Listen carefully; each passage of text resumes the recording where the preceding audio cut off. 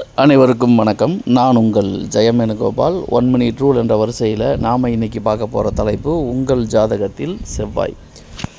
ஒரு ஜாதகத்தில் செவ்வாய் எந்த நிலைமையில் இருக்காருன்னு பார்க்கணும். செவ்வாய் நல்ல ஆட்சியாக, உச்சமாக, மூல திரிகோண வீட்டில், நட்பு வீட்டில் ஸ்ட்ராங்காக இருந்து தன் வீட்டை தானே பார்த்தாருன்னா கண்டிப்பாக அந்த ஜாதகருக்கு வீடு, மனை, நிலம் இதெல்லாம் அமையும். இதற்கு 4ஆம் பாவத்தையும் 4ஆம் பாவ அதிபதியும் பார்த்துக்கணும். இருந்தாலும் செவ்வாய் வலுவாக இருந்தாலே அவருக்கு வீடு, மனை அமைவதற்கு வாய்ப்புகள் உண்டு என்பது பொதுவான தகவல் தான்.